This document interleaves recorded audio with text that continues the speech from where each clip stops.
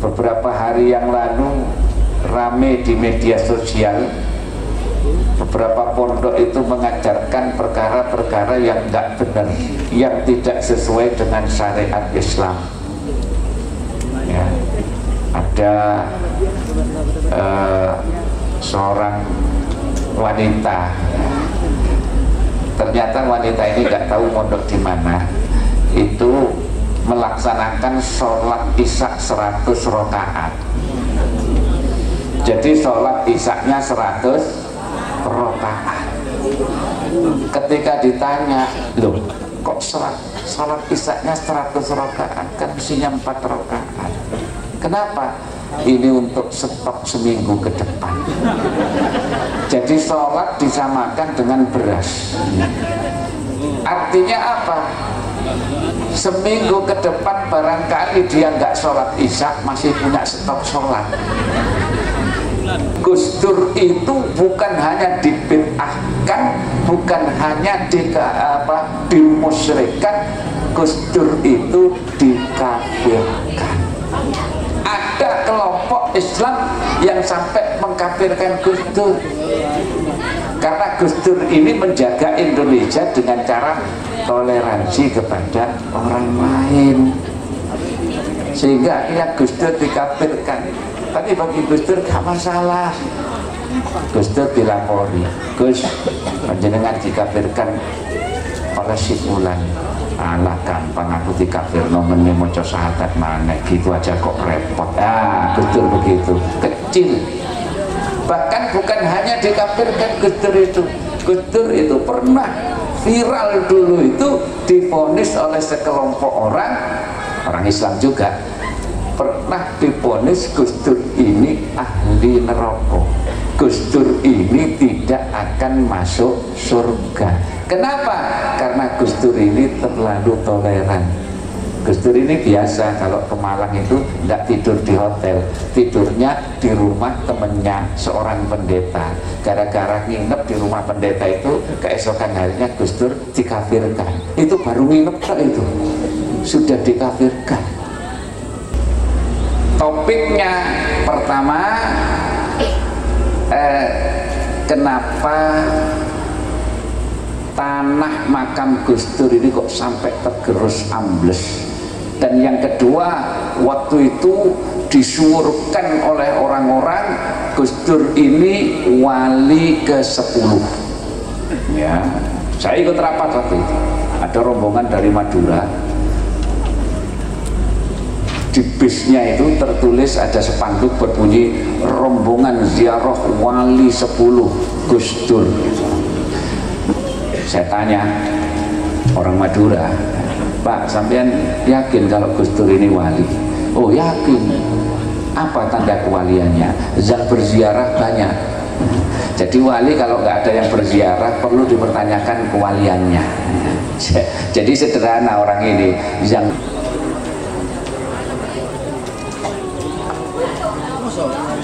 akan disampaikan oleh beliau Al-Mukarram Al-Mukhtaram Hadirul Syekh Sahibul Fadilah Bapak Kiai Haji Fahmi Amrul Hadi. Kepadanya waktu dan tempat kami persilakan. Tafadhal masykur.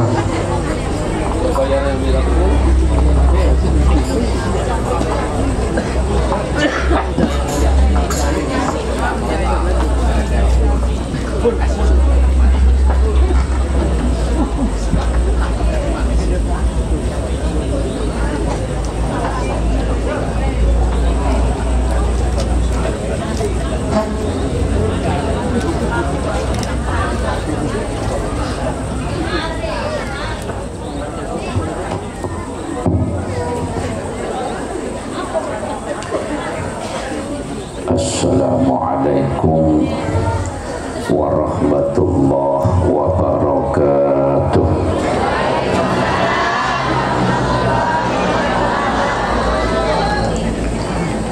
Alhamdulillahi wa kafa, wassalatu wassalamu ala sayyidina Muhammadil Mustafa wa ala alihi wa ashabihi ahli sidqi wal wafa, amma ba'd. Qala Allah Ta'ala bismillahirrahmanirrahim kuntum khaira ummatin ukhrijat linnas ta'muruna bil ma'rufi wa tanhauna 'anil munkar wa tu'minuna billah walau amana ahlul kitabi lakana khairan lahum minhumul mu'minun wa aksaruhumul fasiqun.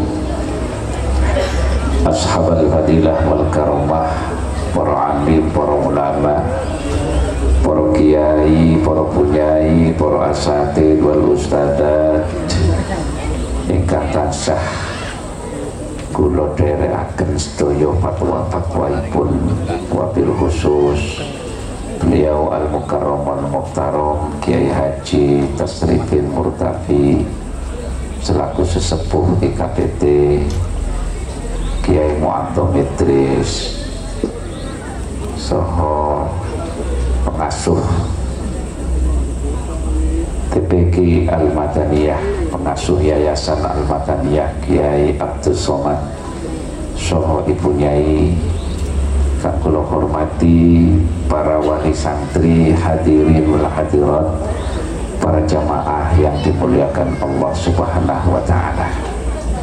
Pertama, monggo kula panjenengan sedaya munjukaken rasa syukur dumateng ngarsanipun Allah Jalla wa Ala ingkang sampun paring nikmat, paring anugerah dumateng kula panjenengan sedaya sehingga dalu menika saged silaturahmi wonten majelis menika. Mugi-mugi silaturahmi kula panjenengan sedaya wonten majelis menika dados isyarah silaturahmi kula panjenengan sedaya benjang wonten swarganipun Allah. Amin ya rabbal alamin. Sholawat salam mugi tetep kalimpah dumateng junjungan kula panjenengan sedaya baginda Nabi Muhammad sallallahu alaihi wasallam. Hadirin hadirat rahimakumullah, acara inti sebenarnya adalah haflah, dan tadi sudah ditampilkan santri-santri TPG. Jadi acara saya ini bukan acara inti sebenarnya ya, tetapi karena saya diminta ya saya akan berbicara. Hadirin wa hadirat rahimakumullah, khususnya para wali santri, jangan ragu untuk menitipkan putra putri panjenengan semua itu di lembaga-lembaga yang sudah jelas seperti TPG Al-Madaniyah. Karena sekarang ini banyak lembaga-lembaga yang tidak jelas.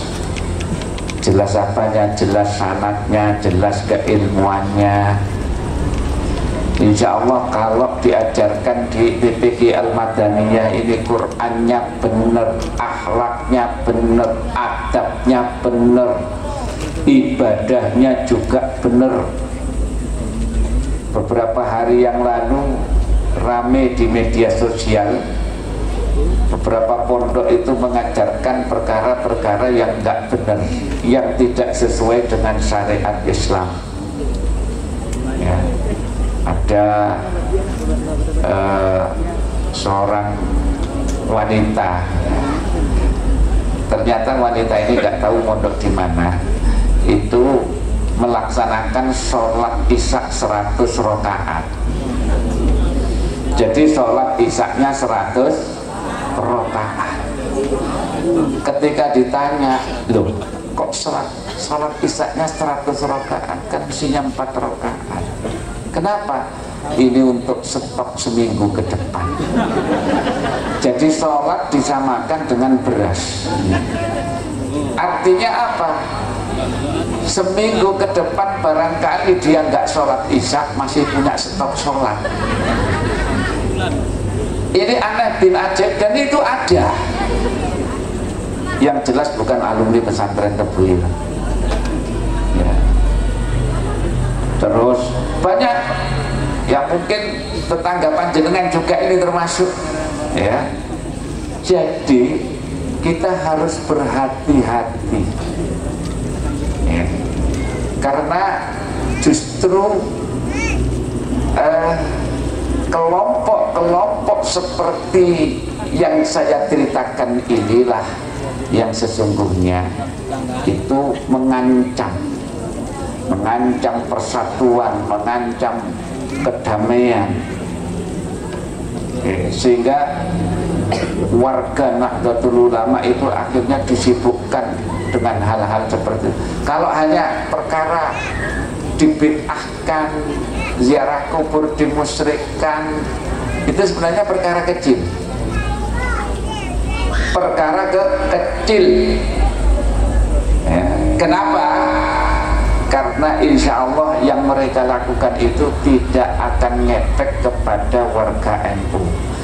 Kalau maulid, sholawat seperti yang tadi dibid'ahkan, buktinya semakin marak dan semakin ramai. Nggak perlu kita tanggapi. Jangankan dibid'ahkan, dimusyrikkan. Gus Dur, Al-Mahfurah Gus Dur itu towuk. Apa towuk itu? Sampai apa kalau bahasa sini towuk ini apa? Ya mentok lah. Gus Dur itu bukan hanya dibid'ahkan, bukan hanya dimusyrikkan, Gus Dur itu dikafirkan.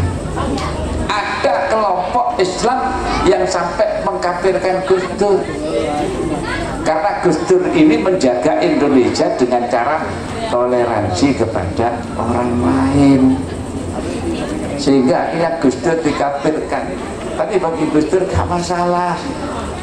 Gus Dur dilapori, Gus, panjenengan dikafirkan oleh si fulan. Alah gampang aku dikafirno meneh maca syahadat maneh, gitu aja kok repot. Gus Dur begitu, kecil. Bahkan bukan hanya dikafirkan Gus Dur itu pernah viral dulu itu divonis oleh sekelompok orang Islam juga, pernah divonis Gus Dur ini ahli neraka, Gus Dur ini tidak akan masuk surga. Kenapa? Karena Gus Dur ini terlalu toleran. Gus Dur ini biasa kalau ke Malang itu tidak tidur di hotel, tidurnya di rumah temennya seorang pendeta. Gara-gara nginep di rumah pendeta itu, keesokan harinya Gus Dur dikafirkan. Itu baru nginep itu sudah dikafirkan. Kan luar biasa itu. Sehingga beberapa saat, ya beberapa hari setelah Gus Dur dimakamkan, ya beberapa hari setelah Gus Dur dimakamkan, itu terjadi hujan deras, ya, terjadi hujan deras sampai tanah di makamnya Gus Dur itu tergerus oleh air hujan. Jadi seperti digerojokkan begitu, sehingga cemplong, tahu cemplong, berlubang, bolong, sehingga ada yang melihat kafannya Gus Dur, sehingga orang membuat berita yang dibesar-besarkan, jenazah Gus Dur bercahaya, jenazah Gus Dur.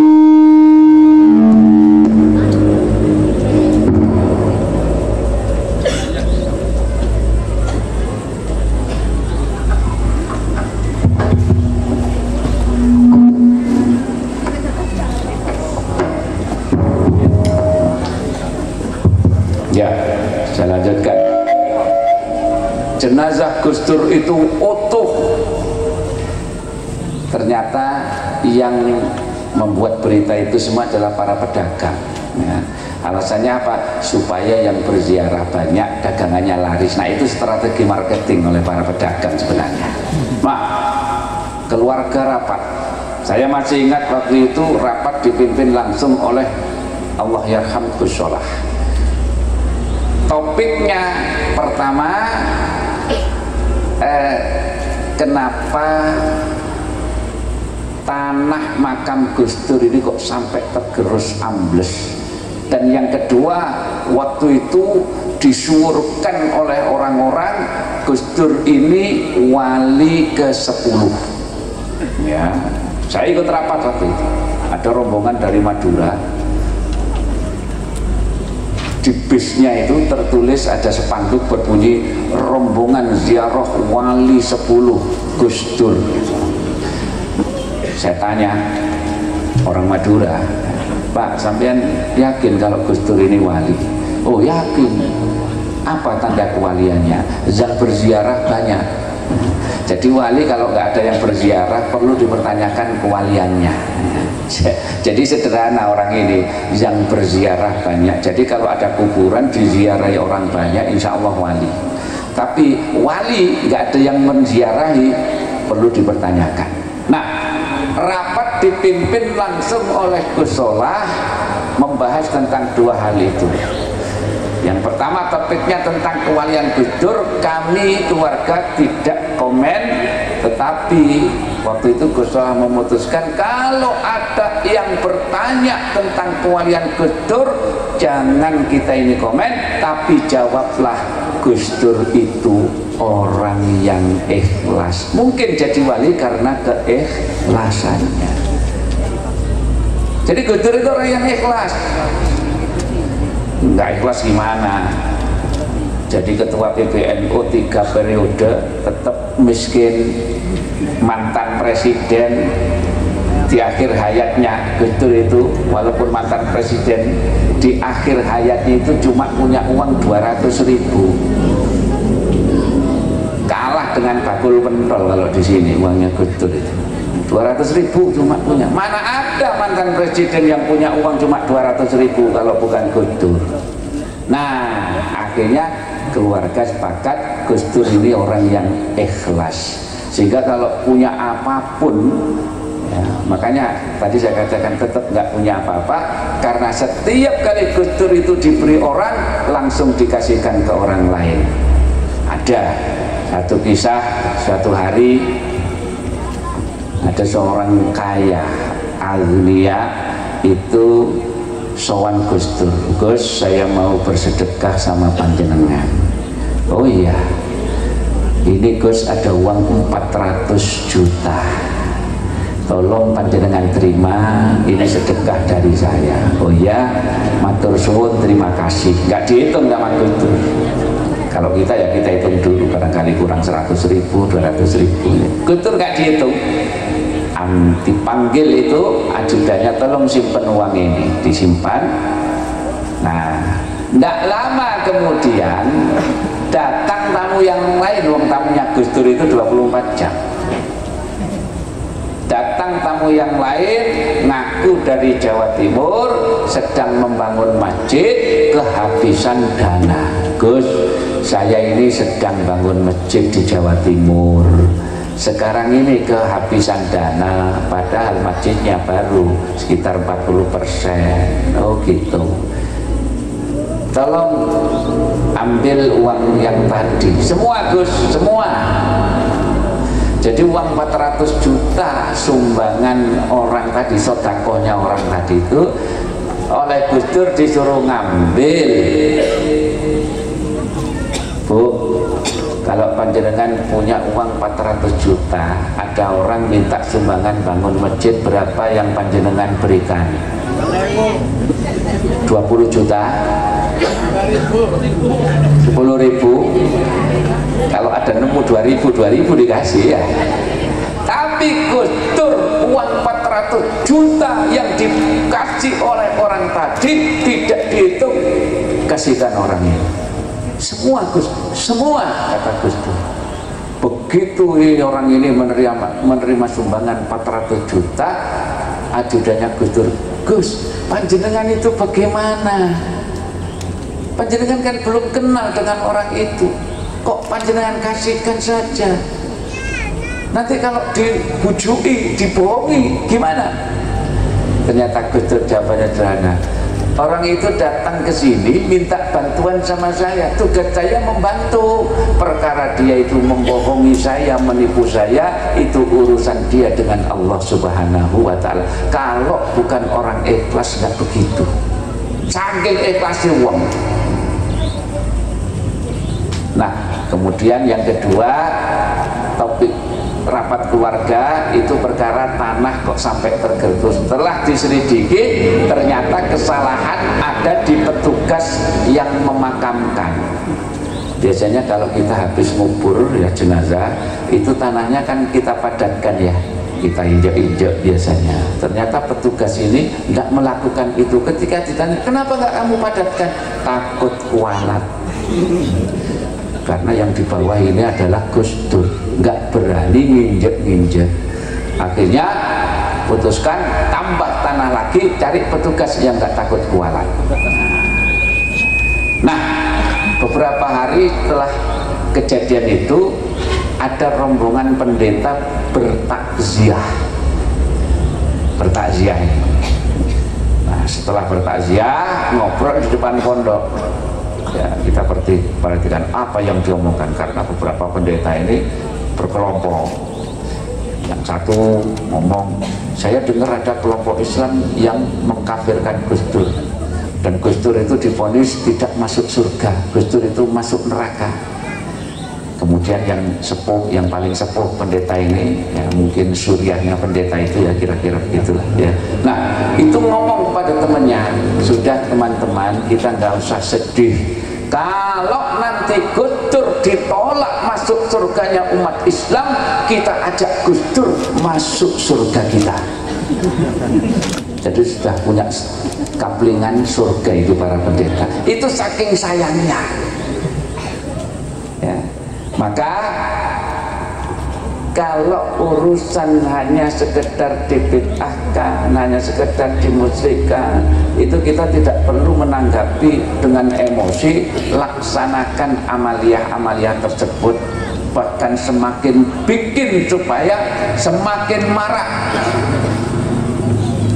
ya, semakin marak.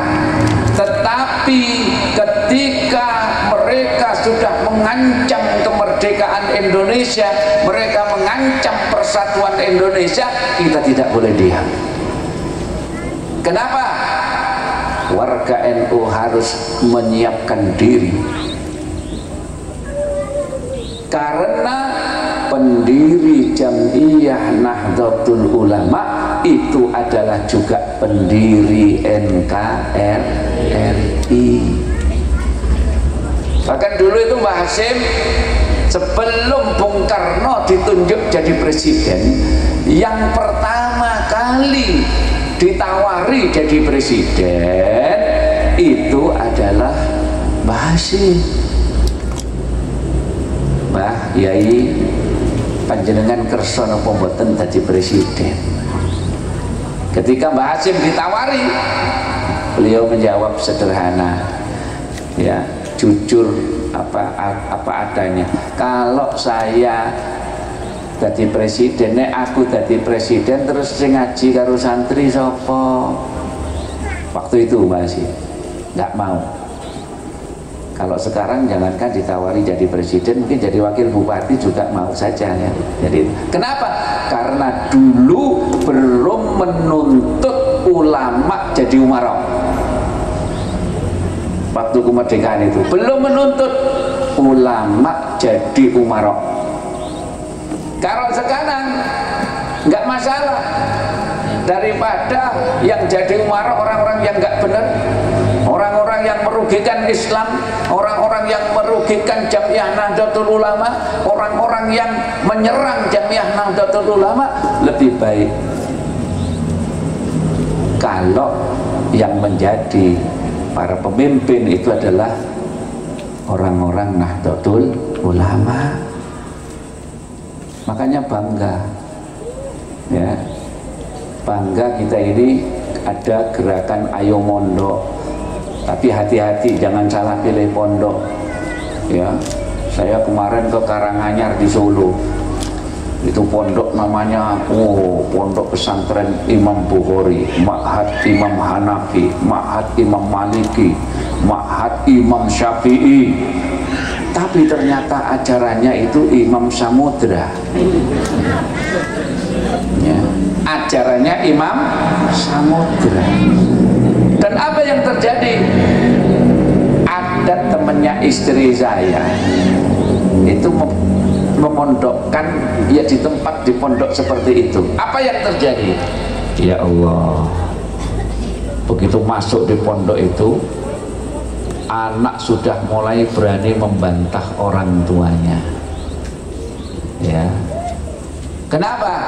Karena anak ini lebih percaya kepada kiainya, kepada ustadznya, ya, kepada yang mengajarkannya setiap hari, sehingga akhirnya berani menentang.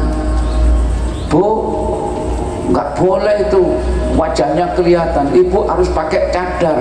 Nah, akhirnya ibunya dipaksa pakai cadar, ya, karena salah milih pondok.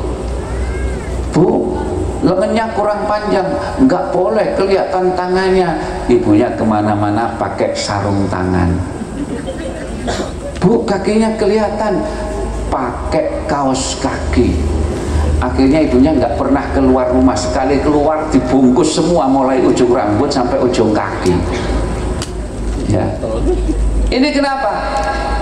Nah, makanya bapak-bapak, ibu-ibu, jangan pernah ragu untuk memondokkan anaknya. Tetapi ketika hendak memondokkan anaknya, lihatlah dulu latar belakang kiainya, latar belakang yayasannya, supaya kita tidak salah pilih. Ya, karena sekarang ini kita ini terus terang, ya, tadi saya dapat cerita dari Ki Abdul Somad bahwa di sini ini sudah mulai macam-macam, ya, gerakan anti tahlil dan sebagainya banyak. Nggak perlu ditanggapi, semakin ramaikan tahlilan, kalau perlu tahlilan setiap hari, ya, ya. Jadi kalau perlu bikin HTI, Hizbut Tahlil Indonesia, ya. Itu bukan dengan cara berdebat, bukan cara adu dalil. Mereka tidak akan mempan diberikan adu dalil. Satu-satunya cara untuk mengatasi mereka, marakkan sholawatan, marakkan maulidan, marakkan tahlilan, marakkan manakiban dan sebagainya. Kalau ada yang tidak setuju, misalnya tadi ada Kiai Mu'adzam menyebut ada yang tidak setuju IKPT, manakiban dan sebagainya, ya silahkan tidak setuju, tapi untuk pribadi Anda sendiri, jangan ngajak-ngajak orang lain. Wong kita ini loh, ya Allah, tidak boleh kita ini merasa ini lebih benar sendiri. Ya, kenapa? Karena kalau kita ini merasa lebih baik, jadi mungkin mereka yang enggak tahlilan, yang enggak tibaan itu merasa lebih baik daripada yang tahlilan, yang tibaan. Hati-hati, sebab bisa jadi perasaan lebih baik daripada orang lain itu adalah salah satu sifat iblis, gitu loh. Iblis itu kan merasa lebih baik dibandingkan dengan manusia, dengan Nabi Adam ketika itu. Maka sekarang gerakan macam-macam, dan sekarang ini hati-hati karena ada upaya untuk memecah belah umat Islam. Dengan cara apa? Mempermasalahkan nasab. Di sini juga panjenengan juga mendengar perkara nasab ini, Pak. Beberapa waktu terakhir ini ada upaya untuk mengadu domba antara habaib dengan kiai. Ya, ada yang menyebut habaib palsu, ada yang menyebut kiai palsu. Hati-hati, jangan sampai kita melibatkan diri dalam urusan ini. Saya ditanya oleh orang-orang, bagaimana komentar Anda tentang polemik nasab ini? Saya jawab saja, saya ya enteng saja jawab. Bagi saya nasab itu tidak penting. Yang lebih penting bagi kita itu nasib. Kenapa? Nasab kita ini sudah jelas, ya kan? Begitu kita dilahirkan itu otomatis nasab kita sudah jelas. Ya, Abdullah bin Mahmud bin Muhammad bin Umar bin, jelas kan, itu nasabnya sudah jelas. Yang belum jelas itu nasib kita. Kenapa kita harus ngurusi nasabnya orang lain sementara nasib kita ini belum terjamin? Nah, ini perlu saya sampaikan, terutama alumni Al-Mutabirin, jangan melibatkan diri dalam polemik nasab ini. Kenapa? Karena banyak guru-gurunya Hadratus Syekh Hasyim Asy'ari itu adalah dari sadah habaib, dari golongan habaib. Perkara palsu atau tidak nggak ada urusan. Apa susahnya kita ini memuliakan orang lain, kan begitu ya? Nggak perlu. Anda Habib bukan? Saya Habib. Kalau perlu saya tes DNA. Ngapain tes DNA segala? Nggak perlu. Hormati orang lain. Itu perintahnya agama, itu memuliakan orang lain. Perkara ini dzuriyahnya siapapun, apakah ini dzuriyahnya bakul pentol, apakah ini dzuriyahnya bakul rujak, apakah ini dzuriyahnya bakul kopi dan sebagainya, yang penting kata Allah, inna akramakum indallahi atqakum, sesungguhnya yang paling mulia di sisi Allah di antara kalian adalah yang paling bertakwa. Jadi begitu. Maka tadi bagus tuh yang sambutan itu ya. Kalau di sini ini sebenarnya yang paling mulia itu bukan kiai-kiai, bukan saya, bukan, tidak. Kalau ibaratnya kata Mbah Hasyim itu, sopo sing gelem ngurus NU tak anggap santriku, sopo sing dadi santriku tak tungakno husnul khotimah saanak turune. Artinya apa?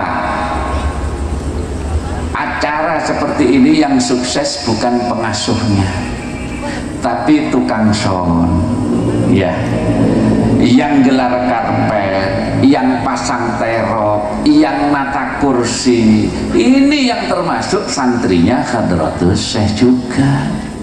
Kalau Kiai Tasrifin, Kiai Muazzam ini jelas santrinya karena pernah mondok di Tebu Ireng. Tapi yang nggak pernah mondok di Tebu Ireng pun masih tetap bisa menjadi santrinya Hadratus Syekh. Kalau ada kegiatan NU silakan kita ini bergabung, itu bagian dari ngurus NU. Termasuk sahabat-sahabat Banser ini, ya Allah, ini santrinya Hadratus Syekh juga. Bahkan mungkin kelak di akhirat ini masuk surganya lebih dulu daripada Hadratus Syekh, untuk memastikan keamanan ya, supaya di surga itu aman ya, dicek semuanya, itu Banser masuk duluan. Tapi ini guyon mas ya. Tapi matuk gitu loh. Kan kita ini kan begitu di dunia, kalau kamu disambung terus minggir diamankan dulu kan tempatnya lah, termasuk nanti di surga. Mungkin begitu juga, Allahumma amin. Jadi Bansernya masuk untuk memastikan keamanan keadaan surga sebelum kiai-kiai masuk, kan begitu ya. Alhamdulillah ya. Supaya semangat Banser ini, ganjarannya paling banyak ya. Nah hadirin wal hadirat rahimakumullah, maka saya berharap agar ya kita wali santri, orang tua dan sebagainya, anak-anak kita ini kita ajarkan ilmu-ilmu yang bermanfaat ya. Diajarkan bukan hanya ilmu ya, tapi juga adab, tapi juga karakter, karena kita tidak tahu ya, siapa tahu 30 tahun yang akan datang alumni TPQ Al-Madaniyah ini ada yang jadi Bupati Indramayu, Allahumma. Siapa tahu ketua DPRD-nya itu lulusan Al-Madaniyah, Allahumma. Ada yang jadi menteri, Allahumma. Kalau jadi kiai biasa ya kan, kita tidak tahu. Maka yang paling luar biasa itu, yang paling hebat mendidiknya itu adalah sejak TPQ ini. Semangatlah guru-guru mengajarkan TPQ, karena profesi yang mulia itu adalah guru TPQ. Saya teringat ada seorang santri ya, ada seorang santri itu sowan kepada kiainya, ditanya, kamu apa sekarang kegiatannya? Anu Yai, dulu saya ngajar TPG, terus sekarang sejak saya buka konter itu pelan-pelan saya tinggalkan, saya nggak ngajar TPG lagi. Apa kata kiainya? Salah ya, seharusnya pertahankan kamu itu ngajar TPG. Kalau kamu itu ngajar TPG, ngajar ucapan lafaz Bismillahirrahmanirrahim, kamu ajarkan kepada anak-anak kecil itu, dan kemudian kamu ajarkan Fatihah, selama anak-anak itu melakukan kebaikan selalu baca Bismillah yang kau ajarkan, selama itu pula engkau mendapatkan aliran pahala. Lah kamu sekarang kok malah jadi penungguk konter itu loh, terus batine untungnya berapa? Pulsa itu paling ya nggak sampai 1000. Sementara yang sudah jelas pahalanya kamu tinggalkan. Semangat guru-guru TPG, karena salah satu cita-citanya Hadratus Syekh yang belum terlaksana sampai beliau wafat adalah ngajar TPG. Jadi Mbah Hasyim satu ketika itu silaturahmi ke Kajen, ke Pati, kepada Kiai Salam, Kiai Abdus Salam ya. Nah Kiai Salam ini sahabat Mbah Hasyim ya, itu kakeknya Kiai Sahal Mahfud. Nah begitu sampai di Pati, di dalamnya Kiai Abdus Salam ya, sama dengan Kiai Abdus Somad ya tadi, Abdus Somad. Kiai Abdus Salam begitu sampai di dalamnya Kiai Abdus Salam tadi, Mbah Hasyim melihat ternyata Kiai Salam sedang mengajar anak-anak kecil TPG, ngajar Al-Quran. Begitu melihat Kiai Salam sedang mengajar Al-Quran, Mbah Hasyim menahan langkahnya, dipandang dari jauh. Beliau tidak mau mengganggu Kiai Salam yang sedang mengajar TPG, tetapi ketika memandang itu tampak butir-butir air mata keluar dari mata Hadratus Syekh. Maka pendereknya ya, santrinya yang namanya Nahrawi itu bertanya, wonten napa yai kok panjenengan mular, kenapa anda menangis ya? Mbah Hasyim menjawab, aku punya cita-cita sejak dulu yang belum pernah terlaksana sampai sekarang. Nopo yai? Taklimus sibyan, mengajar anak-anak kecil Al-Quran. Sedangkan Kiai Salam sudah menikmati mengajar anak-anak kecil itu. Aku iri dengan beliau. Maka guru-guru TPG bersemangatlah, karena anda melebihi cita-citanya Hadratus Syekh. Allahumma amin. Hadirin wal hadirat rahimakumullah, rasanya tidak layak, tidak etis, karena ini waktunya juga sudah jam berapa ini? Sudah jam 11:30. Hampir setiap hari nyuwun sewu, saya ini jam 12 malam istirahatnya, mulai 3 hari yang lalu. Ini terakhir saya mohon pamit karena besok pagi harus kembali ke Tebuireng.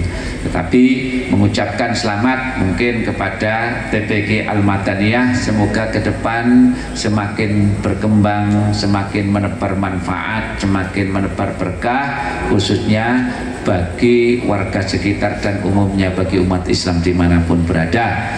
Kalau ada kata-kata yang tidak berkenan di hati panjenengan semuanya, mohon dimaafkan.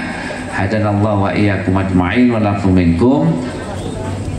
Kita tutup dulu dengan membaca doa, semoga kita semuanya diberikan umur yang berkah, diberikan rezeki yang berkah, putra putri menjadi putra putri yang soleh solehah, ilmunya manfaat barokah, dan kelak kita diberikan husnul khotimah. Ala hadiniyah al-fatihah. A'udzubillahi minasyaitonir rajim. Ar-Rahmanir Rahim. Iyyaka na'budu wa iyyaka nasta'in. صراط الذين أنعمت عليهم غير المغضوب عليهم ولا الضالين آمين. بسم الله الرحمن الرحيم. الحمد لله رب العالمين. اللهم صل على سيدنا محمد وعلى آل سيدنا محمد. اللهم اغفر لنا ذنوبنا ولوالدينا وارحمهم كما ربونا صغارا. ولجميع المسلمين والمسلمات الأحياء منهم والأموات إنك سميع قريب مجيب الدعوات ويا قاضي الحاجات. اللهم إنا نسألك رضاك والجنة نعوذ بك من سخطك والنار. اللهم اجعلنا وأزواجنا وأولادنا وذريتنا وابتلنا بالمداتنا من أهل العلم وأهل الخير، من أهل القرآن، من أهل العبادة، من أهل صلاة الجماعة، من أهل ذوي العلوم النافعة، ومن أهل ذوي درجة العلية، ومن أهل ذوي درجة المحمودة، ولا تجعلنا وإياه من أهل الشر وأهل الضير.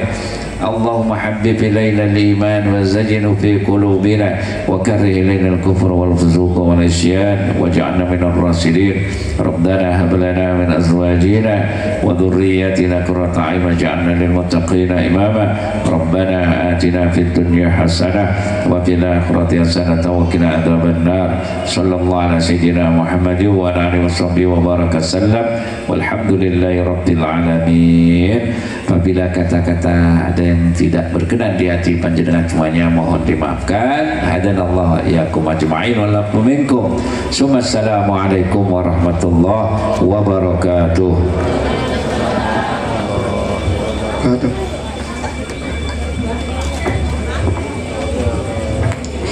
Kami ucapkan banyak terima kasih, syukran kasuran, jazakumullah khair kepada beliau Al-Mukarram Bapak Kiai Fahmi Abdullah